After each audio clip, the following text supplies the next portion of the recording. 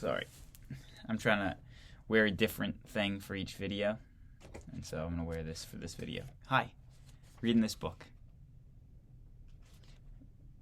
This is a self-help book from 1984. And this is called Healing the Child Within. And here is chapter 4. Stifling the Child Within.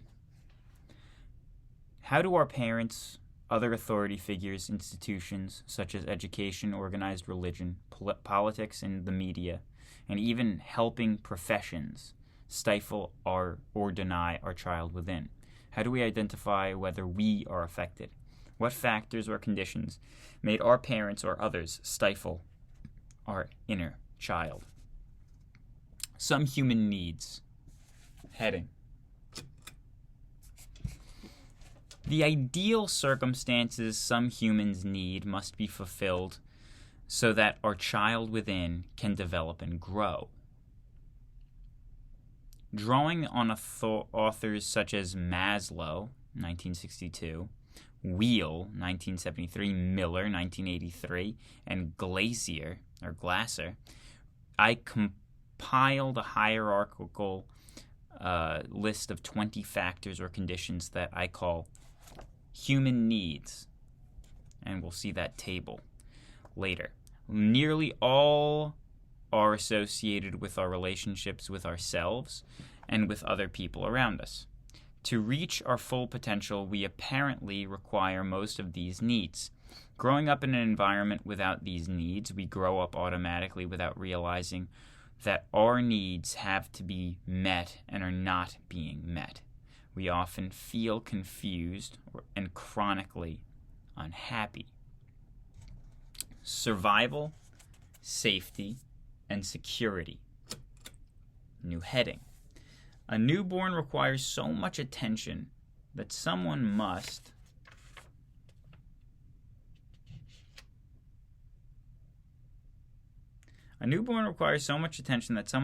be available to and able to provide enough needs for its simple survival. At its barest minimum, this includes its safety and security. Here's the table, though.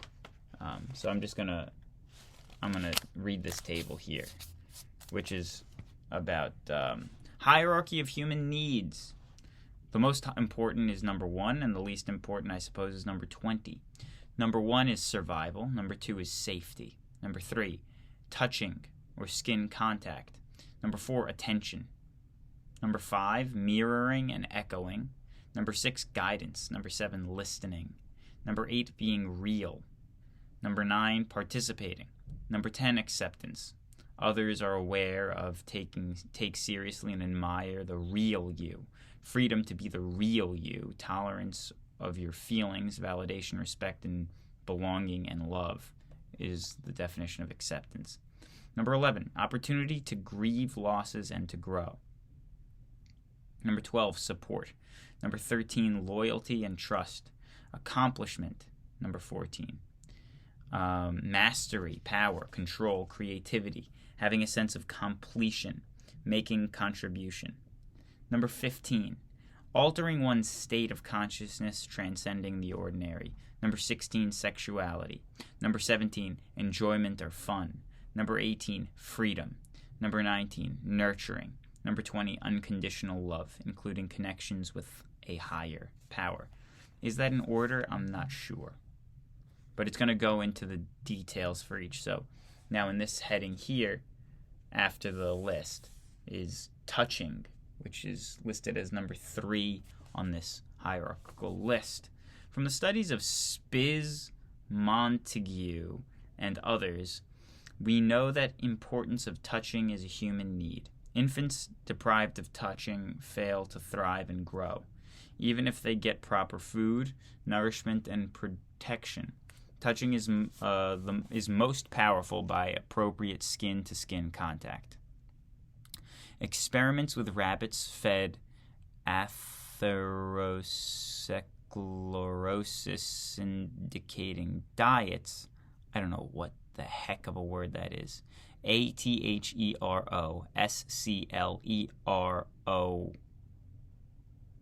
Atherosclerosis. There's a hyphen between atherosclerosis and inducing. Experiments with rabbits fed atherosclerosis-inducing diets show that those rabbits which are held and petted by laboratory workers tend not to get atherosclerosis, hardening of the arteries. Those rabbits which are not held and petted tend to get atherosclerosis, according to Dawsey. It seems that to feel connected and cared for, we need to be hugged and touched. Virginia Satir has suggested that we need from 4 to 12 hugs a day as part of our health maintenance. That's interesting. Attention. The child or individual must be attended to, i.e., given attention. The mother or other parent figures must attend the infant and child so that at least its safety, security, and touching are met. Mirroring and echoing. These are just different headings for the different things in the hierarchy. The next need begins to validate the infant, child, or even the adult as feelings of and thinkings. The next need begins to validate the infant, child, or even adult as feeling and thinking begin. Mirroring and echoing is when the mother reacts nonverbally by facial expression, posture, sounds, and other movements so that it realizes that it is understood. At this point, we understand that if the mother or other parent figure cannot provide these first few needs, the child's physical, mental, emotional, and spiritual growth would likely be stunted. One reason may be that mother herself is so impoverished and needy that she uses her infant to satisfy her own unmet needs. This is an amazing thing about infants. They can sense that the mother is needy and can eventually detect her specific needs and begin to provide them for her. Of course, this carries a major price. The denial, stifling, and stunting of the infant's own true self or child within. That price escalates as the child grows into an adult, with resulting physical, mental, emotional, and spiritual suffering. Guidance, new heading. Guidance, also a part of helping the infant and child develop and grow, may include advice, assistance, and other forms of help, verbal or nonverbal. It also includes modeling and teaching appropriate and healthy social skills. I should be doing that every time. Listening, participating, and accepting, new heading. It is helpful to know that someone hears us, even if they do not always understand. Increasingly nourishing forms of or types of listening are associated with number 9 through 20 in the hierarchy that I read before, including participation in the child in appropriate activities and accepting the self, the child within, of the infant, child, and eventual adult. The mother, other parent figure, or concerned other is aware of this, takes seriously and admires the other person's real self. They demonstrate their acceptance by respecting, validating, and being tolerant of the feelings of others' real self. This allows the child within the freedom to its authentic self and to grow. Now, readers may see that some of their needs were not met, perhaps are not being met. Yet we are but halfway through this hierarchy of human needs. Opportunity to grieve losses and to grow. With each loss that we experience, whether it be real or threatened loss, we have the need to grieve it. To work through the associated pain and suffering, to do so takes time. And when we grieve our losses to completion, we grow. This process of grieving and growing is what a major part of this book is about. support. Support implies that a friend or caretaker will not block the real self seeking, receiving input, and creating, and will do everything possible to assure that the real self can fulfill its potential. Support includes actively doing whatever is possible to see that the real self is able to fulfill its potential. Loyalty and trust. Being supportive requires loyalty and trust from both the giver and the receiver. A person cannot betray another person's true self for long without causing serious damage to the relationship. In order to grow, the child within should feel trusted and able to trust others. Accomplishment. On a basic level, achieving or accomplishing implies empowerment, power, control, or potential to master, i.e., the belief that a person can accomplish a task. On a higher level, this means not only completing the task, but also being aware that the task is complete. Perhaps the highest level of accomplishment is the feeling that one made a contribution, which offers meaning to the task. Some people who grew up in troubled or dysfunctional families found it difficult to complete a task or a project or to make decisions. This is because they did not practice doing so with the guidance and support of an important other. By contrast, other forms of dysfunctional families may be high achievers in some areas, such as education or work, but are repeatedly unable to achieve in other areas, such as intimate relationships. Altered consciousness, enjoyment, and fun. Classifying the alteration of one's state of consciousness as a human need and is somewhat controversial. This is because the folklore that altered consciousness implies using alcohol or mood-changing drugs. Actually, we seem to have an innate or even biological need to periodically alter our conscious state, whether it is by daydreaming, laughing, playing sport, concentrating on a project, or sleeping. Closely related to this is another need and is also an altered state, enjoyment or having fun.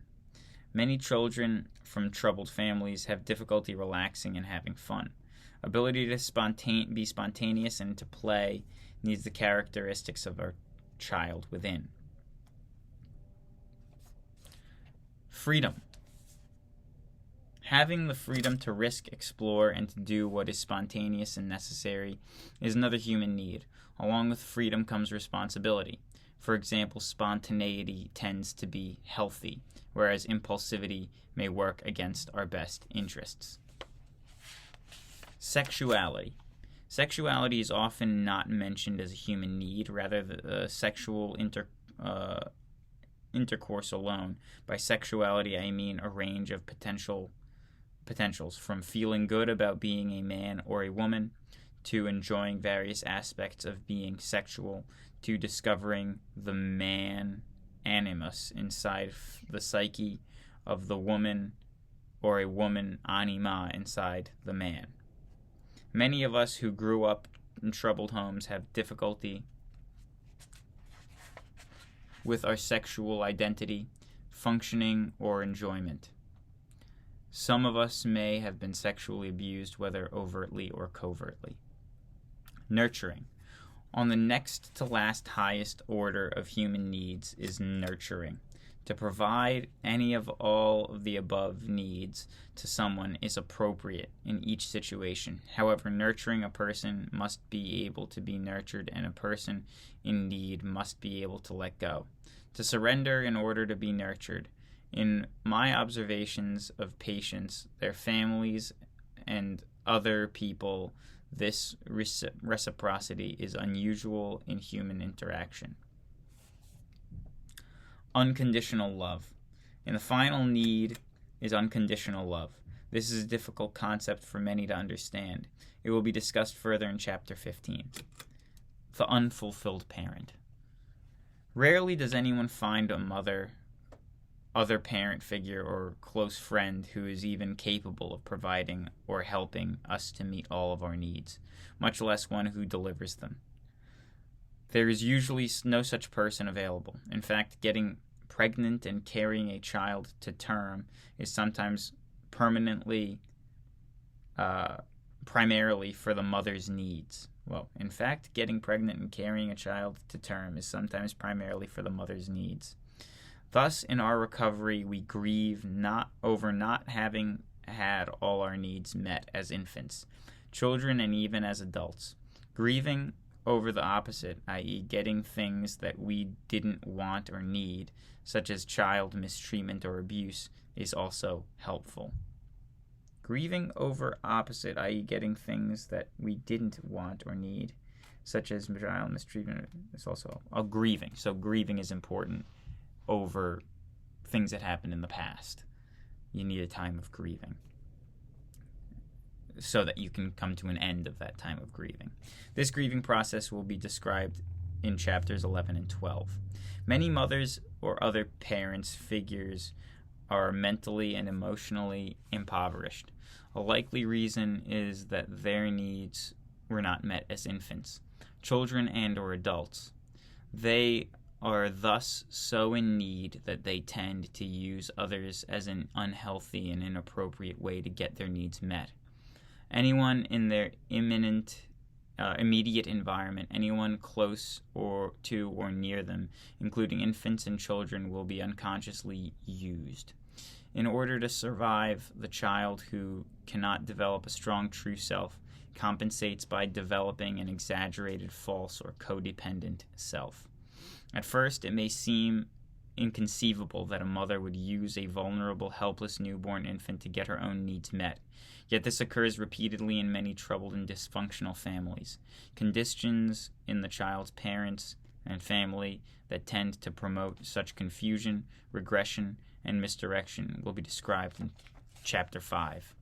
And Chapter 5 we will begin tomorrow. Have a good day. Healing the Child Within, 1984. God bless. Goodbye.